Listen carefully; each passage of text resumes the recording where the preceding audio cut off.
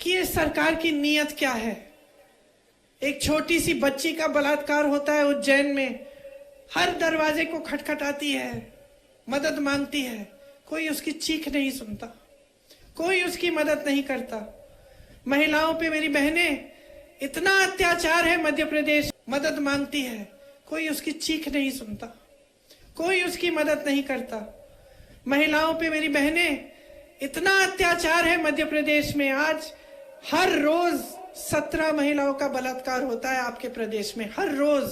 सुरक्षा ही नहीं है। बड़ी बड़ी बातें हो रही हैं आरक्षण की, लेकिन सुरक्षा नहीं दे पा रहे हैं। तो अब आप समझिए कि आपका प्रदेश कहां पे है। 18 सालों से आपने देख लिया है, भ्रष्टाचार भुगत लिया है, महंगाई भुगत ली है, बेरोजगारी भुगत ली है। अब आपके सामने एक चुनाव है, आप चुनिए। आपको 5 साल और इन्हें मौका देना है कि आपका अत्याचार बढ़े, आप पे अत्याचार बढ़े, बेरोजगारी बढ़े, महंगाई बढ़े और आप आगे न बढ़ पाए। इनके महल बनते जाएं बड़े बड़े, ये भ्रष्टाचार करते रहें। कहीं 200 करोड़, कहीं 500 करोड़, कहीं आपने अब कल वीडियो एक जारी हुआ है एक केंद्र के कृषि मंत्री के बेटे का, आपने देखा होगा, हजारों करोड़, 100 करोड़ की बातें हो रही हैं। वहां अडानी जी 1600 करोड़ रुपए कमा रहे हैं एक दिन में, सुनिए, एक दिन में। और देश का किसान 27 रुपए कमा रहा है। देश का किसान 27 रुपए एक दिन कमाता है और अडानी जी सरकार की मदद से 1600 करोड़ रुपए कमा रहे हैं। मोदी जी लाखों के सूट पहनते।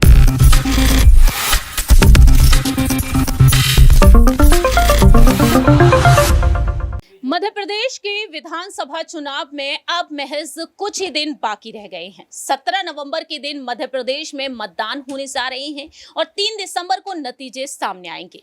ऐसे में देखा जा रहा है कि ना सिर्फ कांग्रेस की तरफ से बल्कि भारतीय जनता पार्टी की तरफ से और भी अहम दांवपेच खेले जा रहे हैं। और इस चुनावी प्रचार के बीच चर्चा का विषय लगातार बनी हुई है। कांग्रेस खेमे से महासचिव प्रियंका गांधी वाड्रा, तो वहीं बीजेपी से केंद्रीय मंत्री स्मृति ईरानी भी। ऐसे में देखा जाए तो अब यहां पर एक सियासी जंग 2024 में दोनों के बीच देखने को भी मिल सकती है। नमस्कार, मैं प्रांशी राठौर और आप देख रहे हैं नेक्स्ट 9 न्यूज। दरअसल आपको बता दें कि मध्य प्रदेश के विधानसभा चुनाव को मद्देनजर रखते हुए कांग्रेस ने चुनावी कमान प्रियंका गांधी को सौंप रखी है। न सिर्फ मध्य प्रदेश बल्कि राजस्थान, छत्तीसगढ़, तेलंगाना और मिजोरम के भी। तो ऐसे में यहाँ पर कांग्रेस जिस तरीके से भरोसा जताती हुई नजर आ रही है, क्योंकि कर्नाटक और हिमाचल में जो जीत हासिल हुई है उसका क्रेडिट प्रियंका गांधी वाड्रा को भी दिया गया है।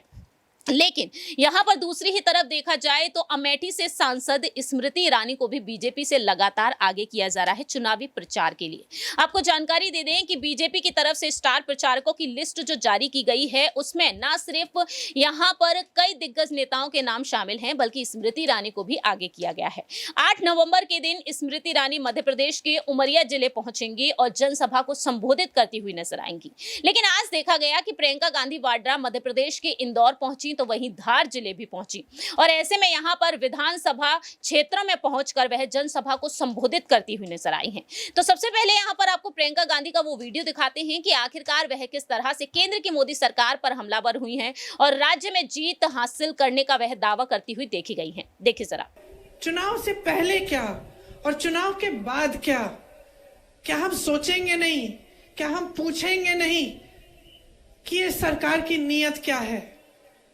एक छोटी सी बच्ची का बलात्कार होता है उज्जैन में, हर दरवाजे को खटखटाती है, मदद मांगती है, कोई उसकी चीख नहीं सुनता, कोई उसकी मदद नहीं करता।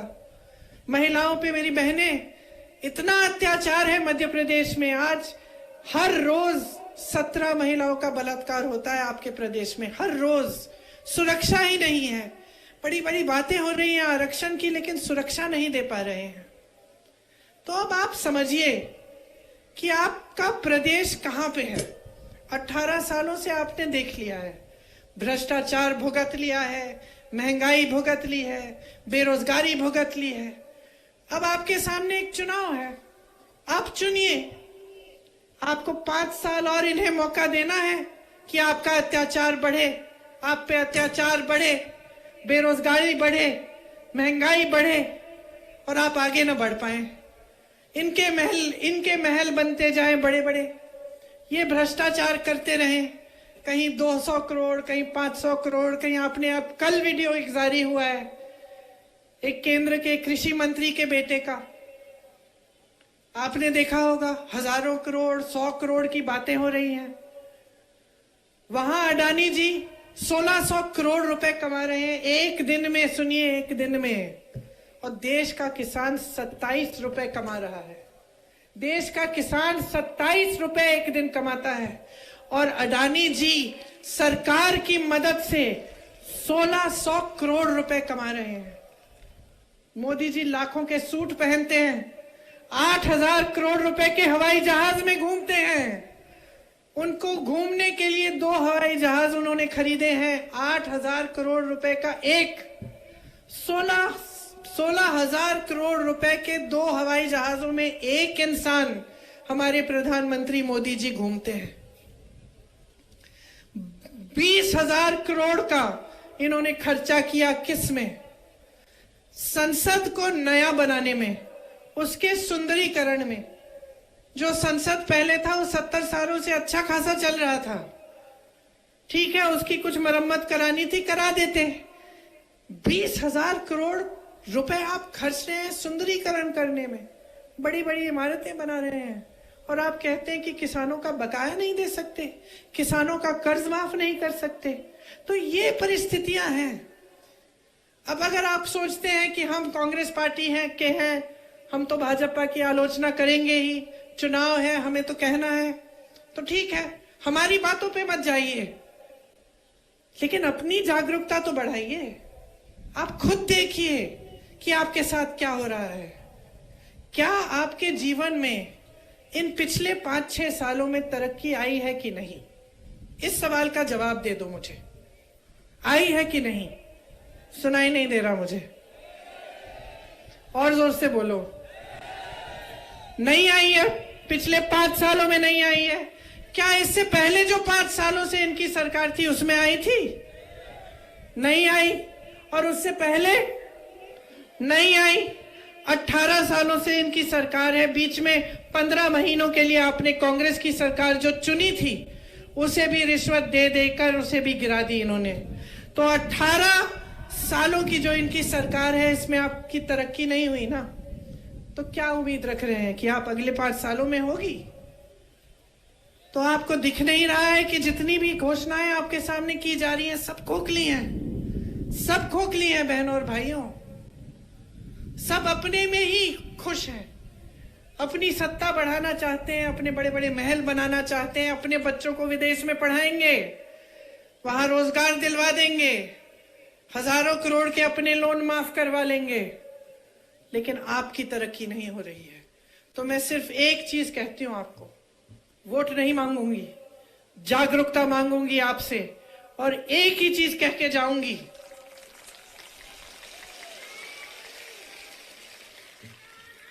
जो आपने देखा है, जो आपके साथ इस सरकार ने किया है, उसे गहराई से खुद समझो, अपनी जागरूकता बढ़ाओ और अपनी जागरूकता के आधार पर अपना वोट दो।